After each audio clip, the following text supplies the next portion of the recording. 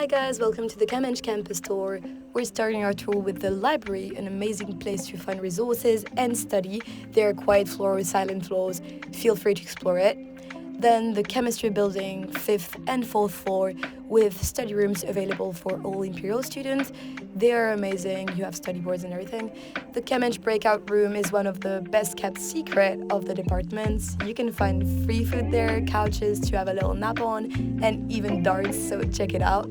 The Cambridge kitchen, of course, where you can heat up your food, get coffee or filtered water. And then the Cambridge study rooms, there are many around the department, so feel free to ask older years to show you around. They're equipped with plugs, heating, of course, and really good lighting. It's a really nice place to put yourself in the study and grind mode, so definitely check it out. Yeah, this is the new study room that everyone is really excited about, and this is your amazing academic rep, Alice. And thank you for everything, guys.